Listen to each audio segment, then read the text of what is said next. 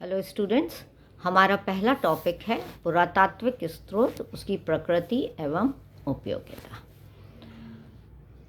पुरातात्विक स्रोत, पुरातत्व यानी कि जो पृथ्वी के अंदर छुपा हुआ है, जिसको हम खुदाई करके नीचे से निकालते हैं और उससे जो हमें इतिहास या प्राचीन काल के लोगों के जीवन के बारे में जो ज्ञान प्राप्त होता है, उस ज्ञान को हम पुरातत्व के अधीन या पुरातत्व के अंतर्गत पढ़ते हैं।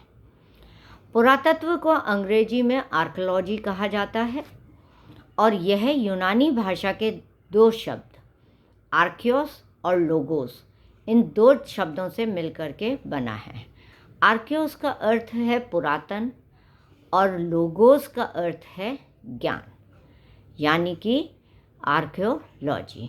पुरातत्व यानी कि पुरातन प्राचीन चीज़ों का ज्ञान होना ही पुरातत्व कहलाता है। प्राचीन भारतीय इतिहास का जब हम अध्ययन करते हैं तो पुरातत्व सामग्री का विशेष महत्व है, क्योंकि प्राचीन इतिहास को हम लिखित रूप में कहीं पर भी नहीं पाते हैं।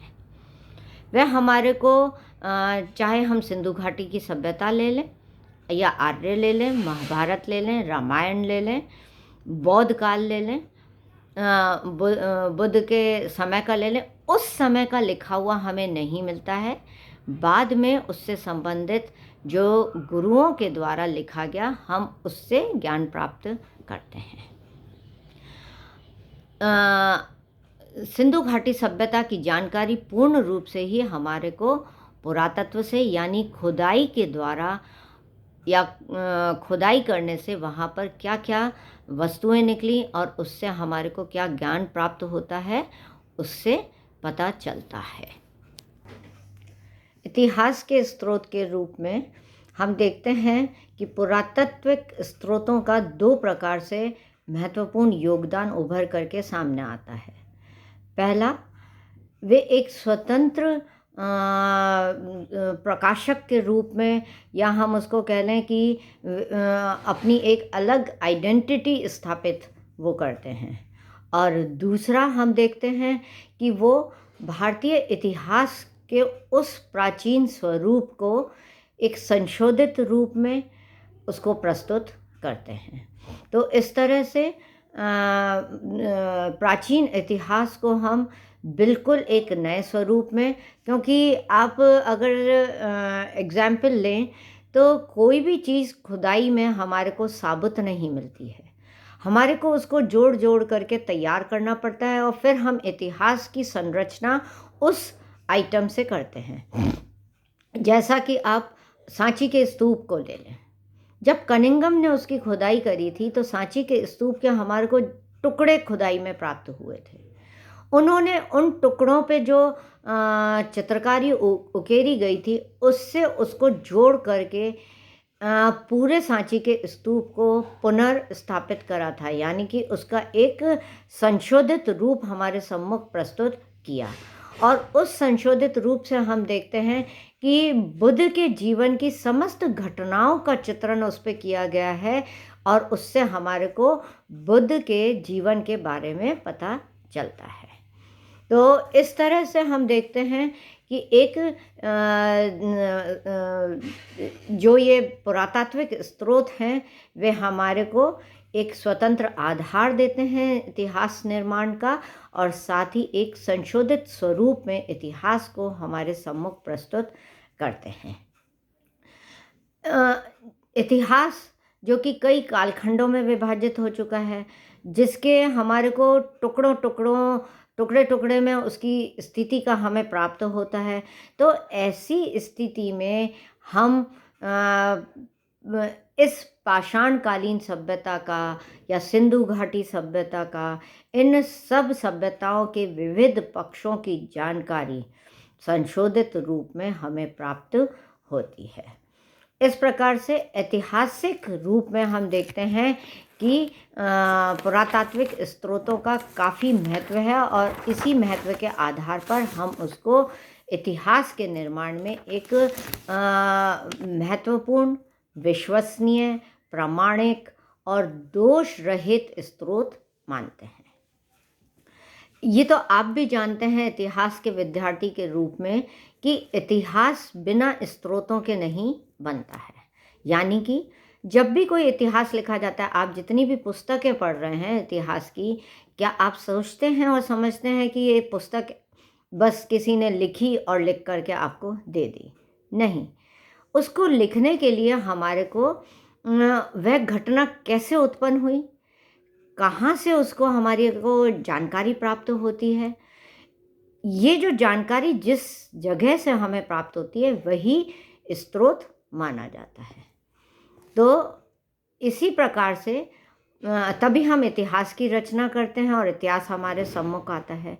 अब हम प्राचीन भारत की अगर बात करें तो प्राचीन भारत में इतिहास का निर्माण किस प्रकार से किया गया, जबकि हमारे पास में कोई भी लिखित सामग्री प्राप्त नहीं थी। हमारे को प्रथम लिखित सामग्री 320 ईस्वी पूर्व में मौर्य शासक चंद्रगुप्त मौर्य के समय से प्राप्त होनी शुरू हुई है। तो उससे पूर्व का इतिहास क्या अंधकारमय इतिहास है, या उससे पूर्व इतिहास ही नहीं था? तो हम पुरातात्विक स्रोतों के आधार पर इस बिंदु पर पहुंचते हैं कि इतिहास उससे पूर्व भी था, मगर उसकी रचना जो है वह पुरातात्विक स्रोतों पर ही की गई है। सिंधु घाटी सभ्यता के जितने भी विभिन्न स्थल खुदाई में हमें प्राप्त हुए हैं, हमारे को वहाँ से कहीं भी कोई लिखित सामग्री नहीं प्राप्त हुई है, पर जो मृदभांड वहाँ प्राप्त हुए हैं, मृदभांडों पर जिस प्रकार की चित्रकारी की गई है, वहाँ पे जिस प्रकार से खुदाई में धागे प्राप्त हुए हैं, पर्दों के टुकड़े मिले हैं घरों से, कुएं मिले हैं घरों में, नालियाँ देखने को हमारे को मिलती है। तो ऐसी स्थिति में हम देखते हैं कि ये हमारे को तभी प्राप्त हुई हैं जब हमने वहाँ खुदाई करी। अब खुदाई करने से जो भी हमारे को सामग्री प्राप्त हुई है वह हम पुरातात्विक स्रोतों में उसकी गिनती करते हैं।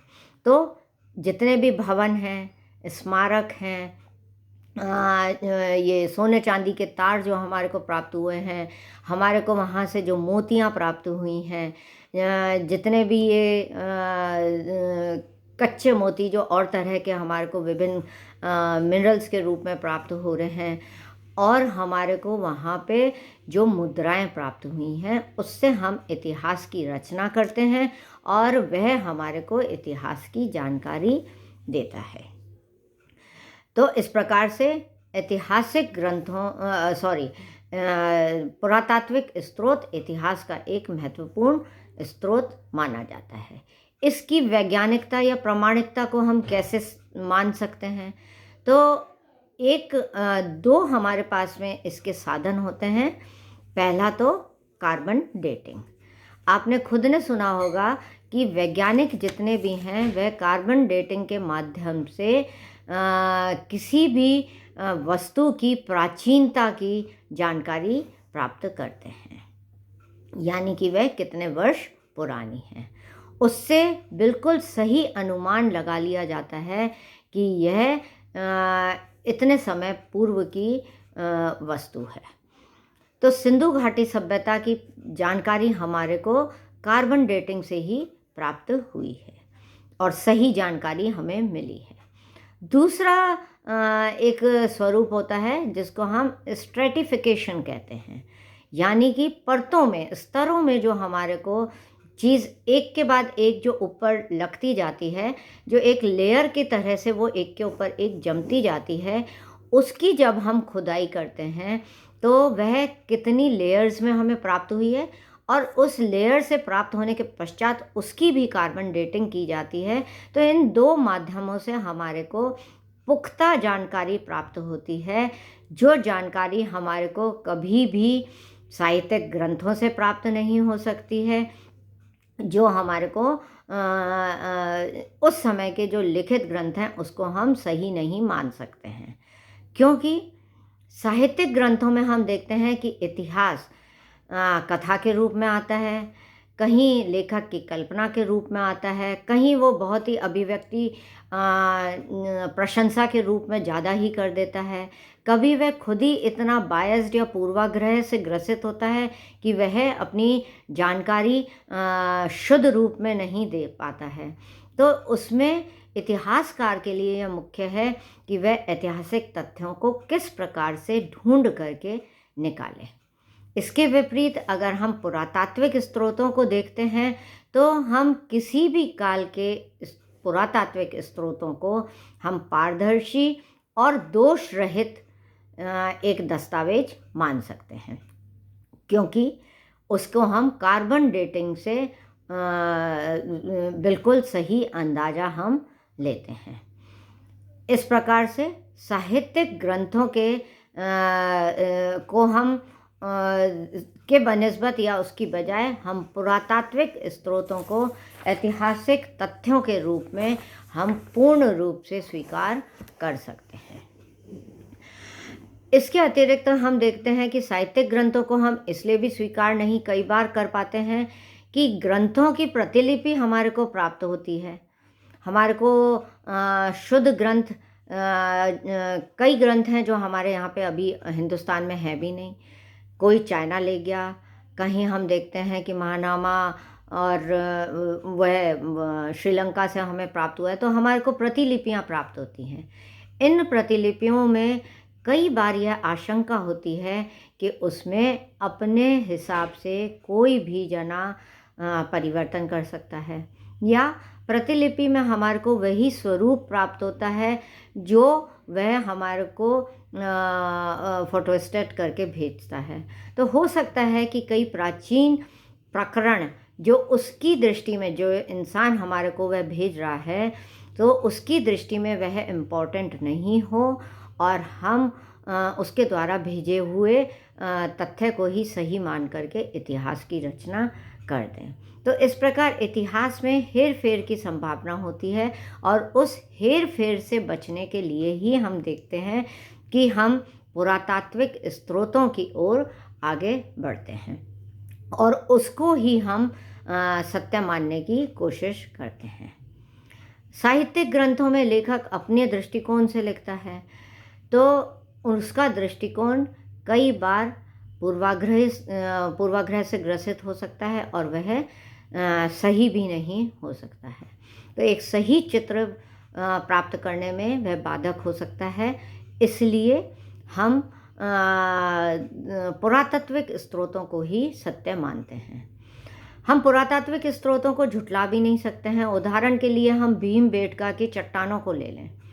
उन चट्टानों में जो चित्रकारी करी गई है, प्राचीन, हम पुरापाषाण युग की बात कर रहे हैं, पुरापाषाण काल में मनुष्य जिस प्रकार से रहता था और जिस प्रकार के वातावरण को वह आसपास देखता था, जिन वनस्पतियों से और जानवरों से उसका साक्ष्य हुआ था, उसने अपनी उन पेंटिंग्स में, चित्रकारियों में उन्हीं जानवरों को, उन्हीं वस्तुओं को, उन्हीं शिकार को, उन्हीं जो उपकरण वह यूज़ में ले रहा है, उन्हीं का ही उसने चित्र वहाँ पर प्रस्तुत किया है। वो इतिहास का एक पुख्ता सबूत है और उसको हम पुरातात्विक सामग्री में बिना किसी हिचक के इंक्लूड कर लेते हैं। तो इस प्रकार से पुरातात्विक स्रोतों का महत्व इसी में है कि वह एक प्रामाणिक, विश्वसनीय और दोष रहित दस्तावेज है। तो इस वीडियो में हमने पुरातात्विक स्रोतों का और अन्य स्रोतों की बजाय क्या महत्व है उसके बारे में बात करा है। नेक्स्ट वीडियो में हम पुरातात्विक स्रोतों की प्रकृति के बारे में बात करेंगे। Thank you.